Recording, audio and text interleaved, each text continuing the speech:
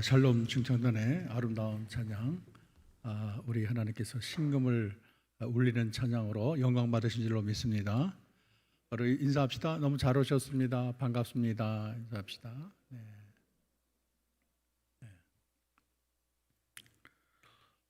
복음을 위해서 기꺼이 도망자 신세가 된 사도 바울은 유대인의 소동을 피해서, 여러분 저번 시간에 데살로니가 베레아 지역을 피해 이제 아덴으로까지 오게 됐습니다. 여러분 사진을 보게 되면 아덴이 잘 나타나 있습니다.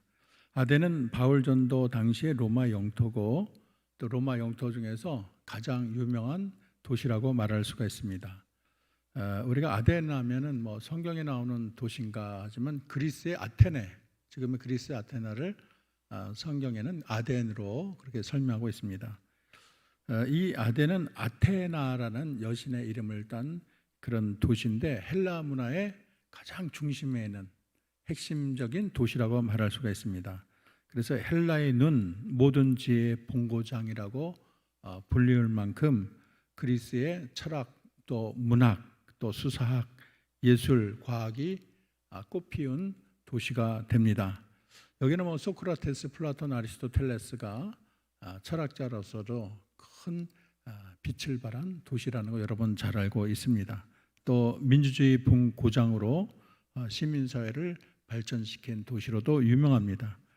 이 헬라의 찬란한 도시국가의 맹주인데, 페리클레스는 이때 전성기 때 파르테논 신전을 비롯한 많은 문화를 건설을 했습니다. 그래서 예루살렘이 하나님의 계시의 도시라면 아테네는 인간의 문학과 철학의 도시라고 말을 할 수가 있고, 세계 가장 위대한 대학 도시라고 말을 할 수가 있습니다.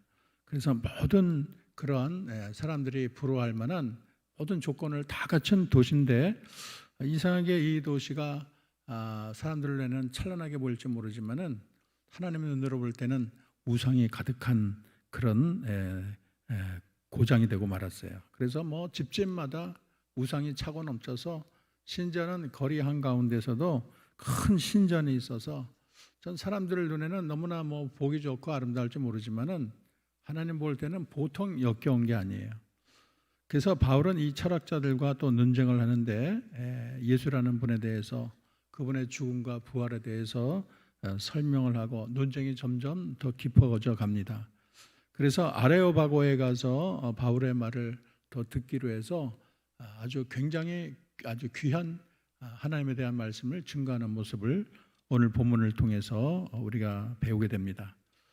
저는 오늘 이 본문을 통해서 우리가 좀 배우기를 원하는 것은 아덴에서 나타난 복음 전도의 특징에 대해서 우리가 배우고, 또 그분의 이 바울의 이 전도의 방법을 우리가 이 세상 남은 세상을 살면서 우리의 전도의 기법으로 삼기를 원합니다. 첫째 우리가 가질 것은 슬픔과 분함과 국률함을 가졌다는 거예요. 아테네에 가면은 다들 부러워하고 박수 치는데 바울은 눈이 달랐어요. 왜냐하면 세상적인 눈이 아니거든요. 하나님의 눈을 가지고 볼 때 우상의 도시예요. 가는 데마다 우상이 판을 치고 있어요. 그들에게는 아름답고 숭고하고 멋지고 삶의 활력소가 나고 삶의 기쁨이 되고 뭐 고상하고 모든 아름다움이 다 있고, 우상 하나하나가 얼마나 멋있습니까? 하나의 예술품이죠. 진짜 신이 있다고 그들은 섬기고 그 앞에 절도 하고 제물도 바치고 그렇게 합니다. 근데 하나님의 눈으로 볼 때는, 또 믿음의 눈으로 볼 때는 우상이 그냥 가득한 거예요. 인간의 이성에서 만들어내온 게 무슨 대단한 게 아니고 우상 공장이에요. 그래서 성경은 우리 인간의 마음이 우상 공장이라는 거예요. 하나님이 있는 거는 같은데 하나님을 제대로 모르니까 수많은 우상이 계속 나오는 거예요.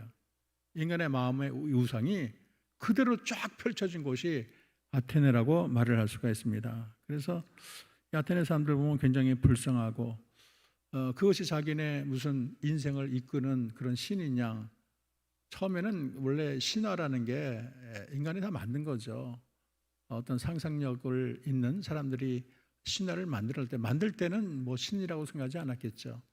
근데 그것이 계속 오랜 세월 지나가면서 신이라고 믿어지고, 그리고 옛날에 그 만든 거는 생각지 아니하고 그 앞에 절하고 그 앞에 제사를 바치고, 참 하나님의 눈으로 볼 때는 참 불쌍하기 짝이 없어요. 사람들이 무식하기 짝이 없어요. 그렇게 지식이 없으니까, 지혜가 없으니까 마음이 만들어 놓은 상상을 신이라고 하면서 그를 섬기고, 그 섬기는 데서 삶의 희락을 느끼고 기쁨을 느끼고 보람을 느끼니 참 통탄한 일이 아닐 수가 없습니다. 그래서 그들을 보게 되면은 그들의 문화에 놀라고 뭐 기뻐하는 게 아니라 슬프고 분하고 그리고 또 국률하고, 이 모든 감정이 다 혼합돼서 나오는 거예요. 그렇게 하나님을 모르고 저렇게 판치는 거 보면은 저 분하고, 그걸 모르는 인생을 보면 불쌍하고. 우리가 이 세상에 오늘날 수많은 첨단 문명 아니에요? 요즘 뭐 인터넷, 여러분 핸드폰 얼마나 대단합니까?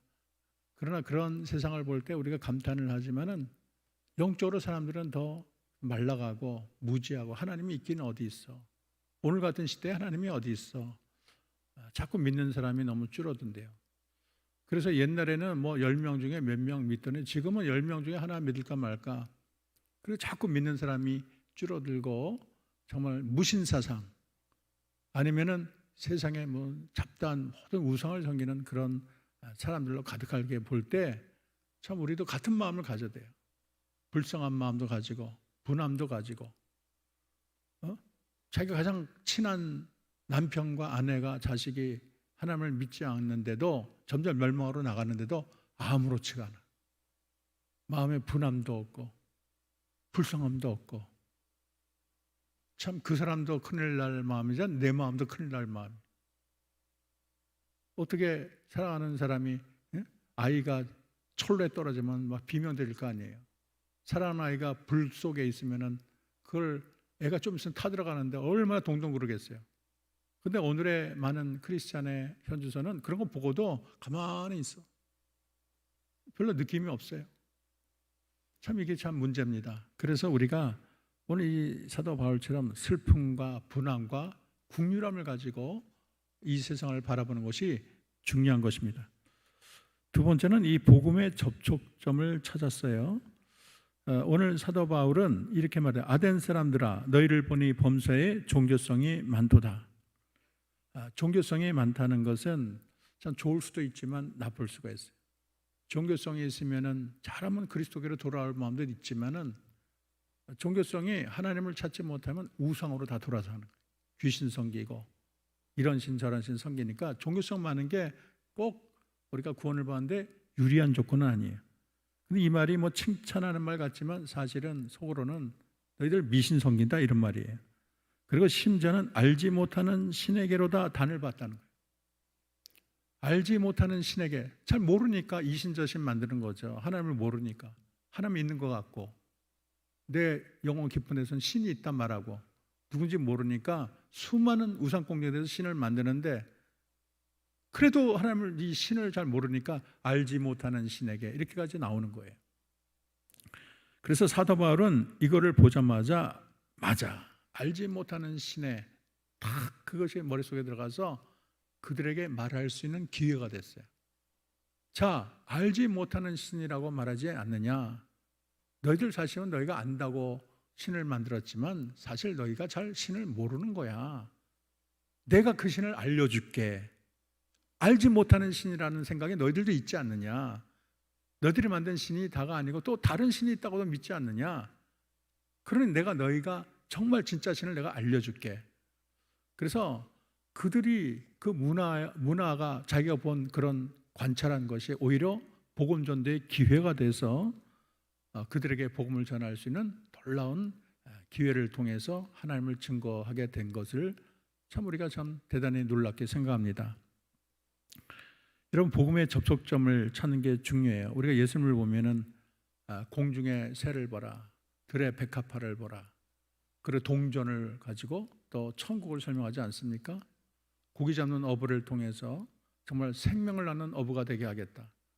우리 주님은 가는 곳마다 모든 것을 복음을 전할 수 있는 도구로 삼았어요.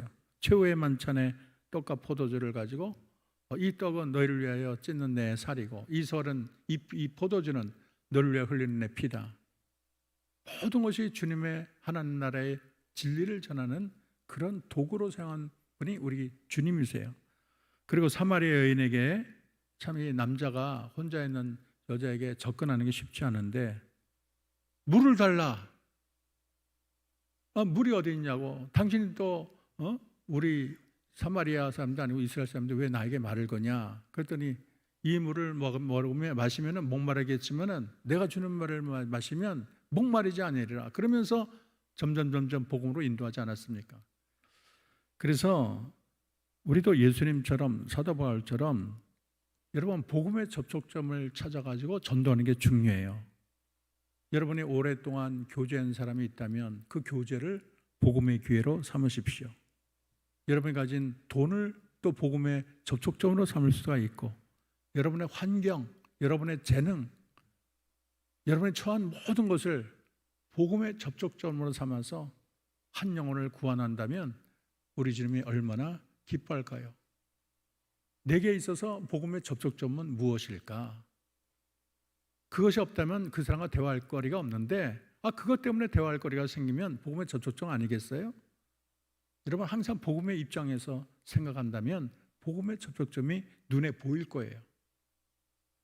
하나님이 여러분에게 남겨두신, 여러분을 위해서 마련해 두신 복음의 접촉점, 복음을 증거하라고 여러분에게 주는 선물이에요.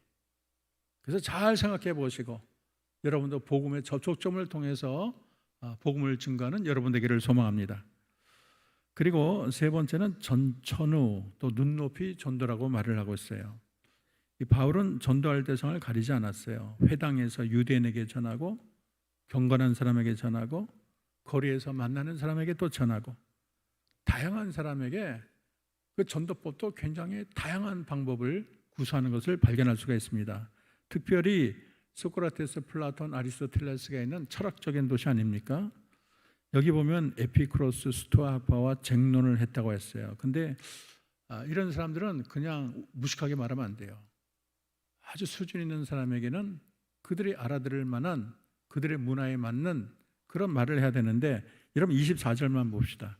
우주와 그 가운데 있는 만물을 지으신 하나님께서는 천지의 주제시니 손으로 지은 전에 계시지 아니하시고, 보통 수준의 말이 아니에요.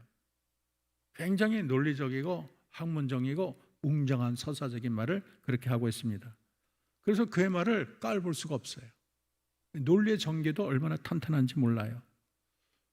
그러니까 사도 바울은 수많은 사람들을 다 상대할 수 있는 전천후 복음 전도자고, 또 그분의 눈높이에 학자는 학자에 맞게, 어린이는 어린이에 맞게, 무식한 사람 무식한 사람 맞게, 유대인은 유대인에 맞게 다 모든 볼을 다 거기에 맞춰서 던질 수 있는 그런 위대한 전도자라고 말할 수가 있습니다.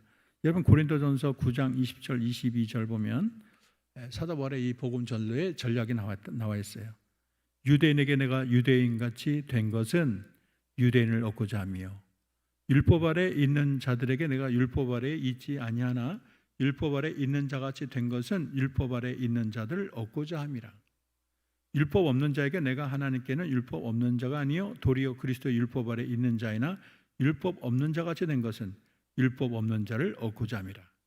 약한 자들에게 내가 약한 자와 같이 된 것은 약한 자들을 얻고자 하며, 내가 여러 사람에게 여러 모습이 된 것은 아무쪼록 몇 사람이라도 구원하고자 함이라. 한마디로 이 사도 바울은 유대인이나 이방인에게나 약한 자나 강한 자나 많이 배웠거나 적게 배웠거나 또 그들과 같은 비슷한 모습이 돼가지고 그들에게 쉽게 접근하고 그들이 알아듣는 말로 증거를 했다는 거예요. 얼마나 놀랐습니까? 제가 얼마 전에 글을 읽다가 아주 재미있는 예를 발견했어요. 어떤 왕이 거지 아가씨를 짝사랑하게 됐어요. 그래서 상사병에 걸렸어요. 그러면서 말은 못하고 막 괴로워하는데 이제 신하가 한 거예요. 왜 그렇게 아파하냐고. 그랬더니 이 왕이 말했어요. 그 신하가 말을 하기를, 아니 이 세상 이 나라 모든 게 왕의 것인데 그까짓 거 못하겠냐고. 아니 왕이 불러다가 사랑을 고백하면 될 게 아니냐고. 그랬더니 그 왕이 하는 말이, 내가 그 사람의 몸은 내가 가까이 둘지 모르나 그 마음을 어떻게 내가 얻겠소. 그렇게 고백하니까 그 신하가 아주 명만을 했어요. 왕이요, 그러면은 거지 옷을 입고 찾아가라고. 그 거지 처녀에게 거지 옷을 찾아가서 그리고 사랑을 고백해보라고. 그러면은 왕이면은 뭐 너무나 신분이 다르고 하니까 쩔쩔매겠지만은 거지 옷을 입은 그런 사람이 오게 되면 자기 마음을 열 것이 아니냐. 얼마나 좋은 예인지 몰라요. 복음의 접촉점을 찾는 것도 되지만은 눈높이에 맞춰서 우리가 복음을 증거하는 좋은 예가 되는 것입니다. 옛날에 제가 이제 호호 아줌마라는 드라마를 영국에서 많이 봤어요. 그 잘 만들었더라고요. 굉장히 많이 봤는데 여러분 아시죠? 호호 아줌마 이 정상적인 분이 갑자기 키가 조그매지면 곤충과 대화를 하는 거예요. 근데 자식 커지면은 대화가 안 돼요. 우리 예수님이 꼭 그렇다고 생각해요. 하나님이지만 인간의 모습으로 오셔서 우리와 대화를 하고 그렇게 눈높이에 맞춰서 복음을 증거한 예수님을 생각합니다. 여러분도 복음을 증거할 때 눈높이에 맞춰서 어린아이는 어린아이에게 맞게, 그리고 여러분 주변에 친구면 그 사람과 동화돼서, 어떤 사람은 그 집안을 구원하기 위해서 일부러 식모로 가가지고 여러분 복음 증거했다. 저번에 우리 간증을 한번 들어본 적이 있죠. 그 사람의 분위기에 맞춰서 내가 복음을 증거한다면 얼마나 효과가 있을까, 이런 생각을 합니다. 네 번째는 환자에게 꼭 맞는 처방을 했다고 생각을 해요. 훌륭한 의사는 환자의 병을 잘 진단하고 거기에 꼭 맞는 처방을 하는 자가 진짜 의사가 아니겠습니까? 그런데 이 바울의 눈에 볼 때 아덴의 가장 큰 병이 뭐냐면 우상 숭배와 잘못된 신관, 하나님에 대한 개념이 완전히 잘못됐어요. 그리고 우상이 가득 찬 게 그들의 가장 큰 문제예요.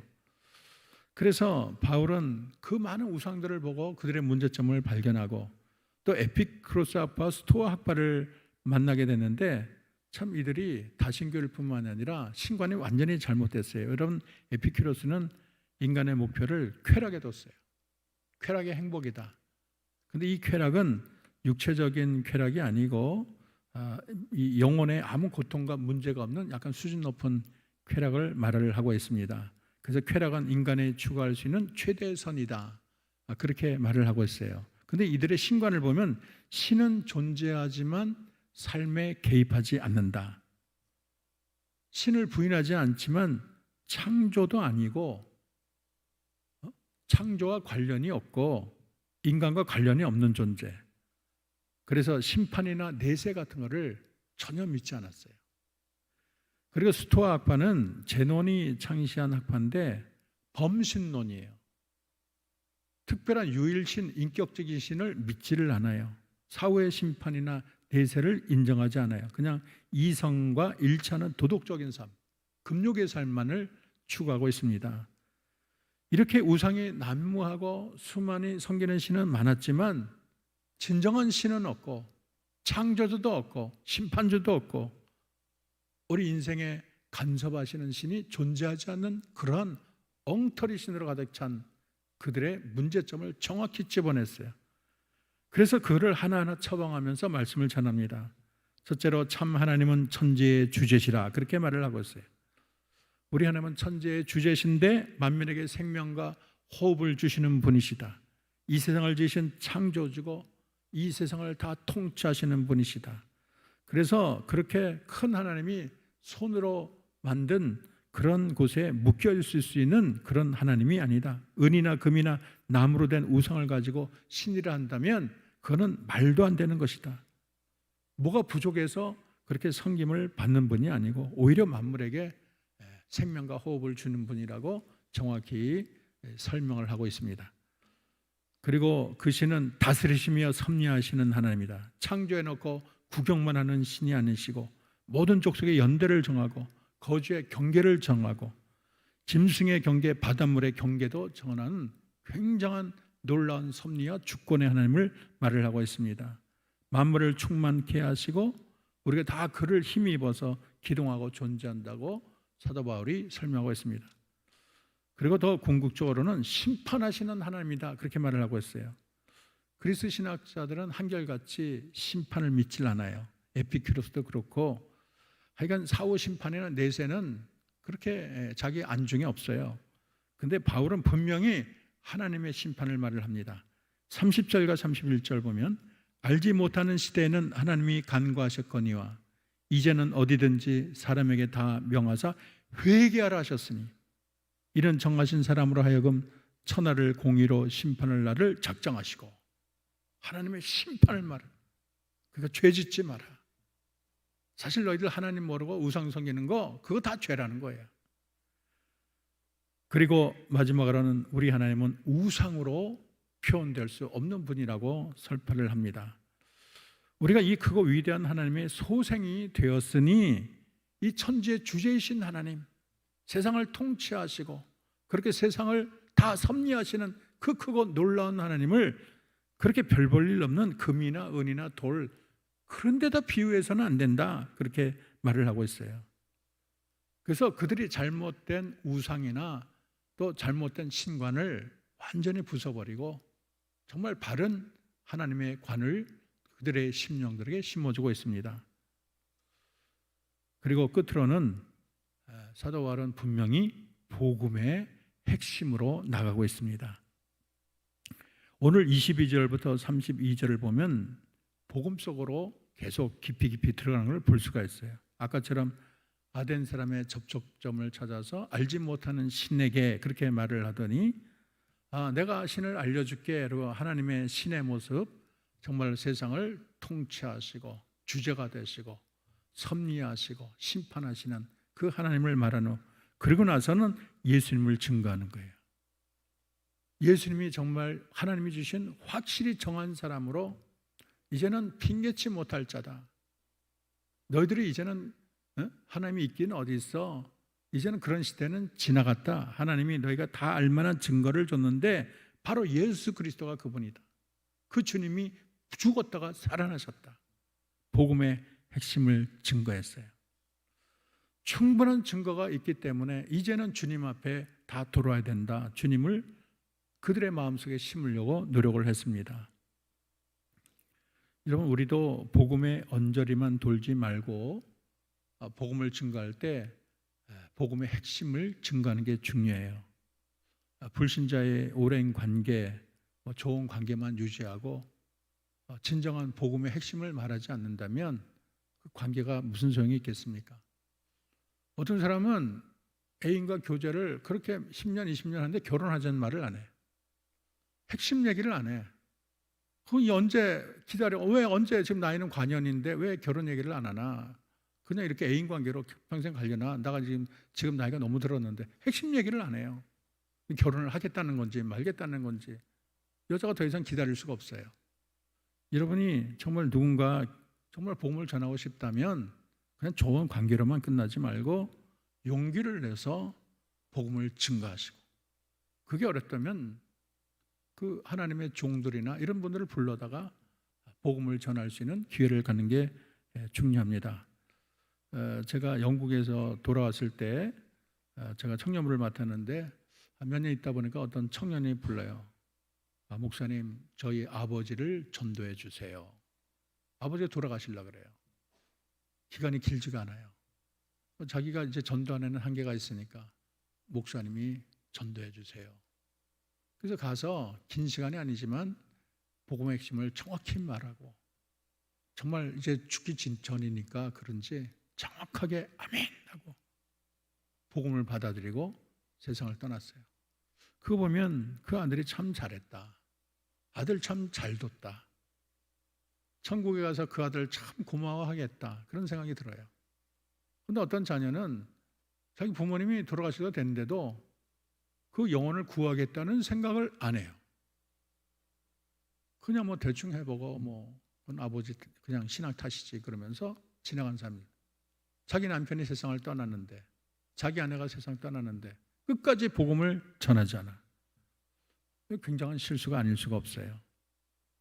여러분이 누군가를 마음에 들고 복음을 전하길 원한다면 좋은 관계로만 끝나지 말고 복음을 반드시 전하시고, 그냥 언저리만 돌지 말고 예수님의 십자가 구원을 정확히 전해서 그 사람이 구원을 받을 수 있도록 복음의 핵심을 그들의 심령에 심어 주어야 될 것입니다.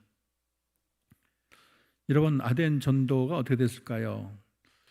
따지고 보면 인간의 이상과 철학 사상이 그들에게 보이지 않는 우상이었습니다. 그래서 그들에게 또다시는 올 수 없는 놀라운 영생의 기회를 놓치고 말았어요. 32절을 보면 그들이 죽은 자의 부활을 듣고 어떤 사람은 조롱하고 어떤 사람은 이 일에 대하여 내 말을 다시 듣겠다 이렇게 했어요. 많은 사람이 이 사도 바울의 말을 말쟁이로 생각했어요. 극단적인 조롱과 멸시를 했습니다. 그리고 어떤 사람은 솔깃에 관심을 보였지만은 지적 호기심 단계로 끝나고 부활을 믿지 않고 지나간 사람이 많이 있어요. 그러나 다행히 바울은 소수의 열매를 거두었습니다. 34절에 보면은 이렇게 33절, 34절은 이렇게 말을 하고 있어요. 이에 바울이 그를 가운데 떠나매 몇 사람이 그를 가까이하여 믿으니 그 중에는 아레오바고 관리 디오누시오와 다말이라는 여자와 또 다른 사람들도 있었더라. 그렇게 말을 하고 있어요. 똑같이 복음을 전했는데 누구는 거부하고 누구는 아멘 하고 받아들여요. 다 이런 것 같지만 그 중에 하나님이 몇몇은 구원을 시켰어요. 그거 보면 고린도전서 1장 18절이 생각이 납니다. 십자가의 도가 멸망하는 자들에게는 미련한 것이요 구원을 받는 우리에게는 하나님의 능력이라. 그를 거부하는 자에게는 참 미련하고 우스꽝스럽고 이해가 되지 않는 거지만은 그걸 받아들이는 자에게는 하나님의 능력이고 놀라운 선물이 되고 구원이 되는 것입니다. 우리가 복음을 전할 때 저 사람이 받았다, 받지 않았다 너무 여러분 거기에 너무 휘말릴 필요 없어요. 물론 많이 구원받으면 얼마나 좋습니까? 열심을 다하고 최선이 나고 신이 나겠죠. 그런데 어떤 데는 복음을 전해도 수확이 적을 수가 있어요. 그거 다 내 탓이라고 말할 수는 없어요. 왜냐하면 그들의 마음이 너무나도 돌짝밭 같기 때문에 어떤 데는 옥토 같기 때문에 많은 사람이 구원을 받고 어떤 데는 돌짝밭 같기 때문에 구원받는 사람이 많지 않을 수가 있어요. 우리는 그냥 묵묵히 뿌릴 뿐 거두시는 하나님이세요. 그런데 꼭 옥토에만 뿌리라는 거 없어요. 씨는 다 뿌려야 돼요. 아무도 나는 주님을 내게 증거하는 자가 없었다. 그래서 하나님이 비방받지 않도록 모든 사람에게 구원의 기회를 줘야 됩니다. 그 결과는 하나님이 하시는 거예요. 그리고 적은 숫자를 얻었다고 해서 반드시 그게 나쁜 건 아니에요. 왜냐하면 그 몇몇 사람이 또 하나님이 크게 쓰셔서 100만을 전도할 수도 있는 거예요. 그래서 지금은 몇 명 못 얻는 것 같지만은 장차 두고 보면 그들을 통해서 수많은 영혼을 얻을 수도 있는 거예요. 그래서 결과는 끝까지 두고 봐야 되는 것입니다.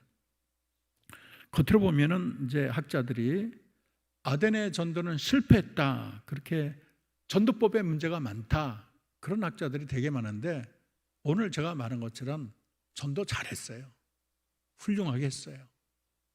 만약에 그런 아테네 사람들에게 구약 드러내고 뭐 자기가 회당에다 하듯이 한다면 복음 전도가 안 됐을 거예요. 복음 전도 참 잘했지만 그 상황에 맞게 하나님이 택한 자를 구원했다고 볼 수가 있습니다. 어쨌든 실패한 설교가 그런 선교가 아니고 정말 사도 바울은 최선을 다했고 또 구원할 자를 충분히 구원한 그런 선교였습니다. 특별히 아레오바곤 관원인 디오누시오는 아덴의 12재판위원의 일원으로 그가 예수를 믿고 최초의 아덴 감독이 됩니다. 그리고 고린도 감옥에 있다가 95년경 도미시안 황제 때 순교를 당했다고 합니다. 어쨌든 그들의 그 회심이 얼마나 큰 역할을 한지 몰라요. 하나님이 그렇게 귀한 자를 남겨놓으셨습니다. 아무리 척박한 상황이라도 여러분 복음을 전하면 주님이 구원하기로 작정한 자는 반드시 구원을 합니다. 저는 오늘 이 바울의 전도법을 저와 우리의 것으로 삼기를 원합니다. 여러분 주변에 수많은 믿지 못하는 영혼을 볼 때 슬픔과 분함과 국률함을 가지기를 바랍니다. 복음의 접촉점을 내게 주신 일은 없나? 내가 그 사람과 이런 오랜 교제를 했는데 복음을 전하라는 뜻인가 보다. 내가 저 사람 만날 일이 없는데 이렇게 만난 거 보니 복음을 전하라는 뜻이다. 직장에는 그 친구가 자꾸 눈에 밟히는데 구원하라는 뜻인가 보다. 오늘 내가 어떤 사람과 재미있는 교제를 했는데 그 사람 구원하라는 게 아니냐. 하여간 수많은 복음의 접촉점을 발견하는 것도 하나님이 기뻐하시는 방법이라는 거 잊지 마시고 전천후 전도 가리지 말고 모든 사람에게 복음을 전할 수 있는 담력과 능력을 주시고 그 사람의 눈높이에 복음을 전할 수 있는 하나님이 지혜를 달라고 여러분 얘기하십시오. 어린아이들은 어린아이에게 맞게, 배운 사람 배운 사람에 맞게, 또 동네 사람 맞게 증거할 수 있는 능력을 달라고 기도하시고 그 사람이 처한 환자에 꼭 맞는 처방을 하게 해달라. 무엇보다도 중요한 것은 예수 십자가 부활에는 복음의 핵심을 그 사람의 심령 속에 심어주는 저와 여러분 되게 해달라. 여러분 기도하셔서 남은 생에 수많은 영혼을 주께 인도해서 하나님께 칭찬받는 저와 여러분 되기를 주의 이름으로 축원합니다. 기도하겠습니다. 하나님, 사도 바울이 아데네에 복음을 전했지만 그것은 우상이 넘치는 아버지 하나님, 정말로 하나님 믿기 어려운 상황이었습니다. 그러나 사도 바울은 정말 지혜롭게 그들에 대한 슬픔과 분함과 국률한 마음을 가지고 복음의 접촉점을 가지고 하나님을 잘 설명을 하고 또 우리 하나님이 어떤 분이신가, 예수님이 어떤 분이신가를 잘 증거했습니다. 사도 바울은 전천후 복음 전도자이고 눈높이에 꼭 맞는 복음 전도자였습니다. 환자의 문제가 무엇인가를 정확히 알고 그들의 잘못을 정확히 고쳐주는 상당한 실력자였습니다. 그리고 무엇보다 중요한 것은 복음의 언저리만 도는 것이 아니고 우리 주님의 십자가와 부활을 증거하는, 그래서 하나님의 참 복음의 진술을 그들에게 증거하는 참된 복음의 전도자였습니다. 오늘 이 자리에는 우리 모두도 이러한 참된 복음의 전도자가 되어서 우리를 통해서 수많은 영혼이 구원받고 하나님께 영광 돌리는 삶을 살게 하옵소서. 예수님의 이름으로 기도합니다. 아멘.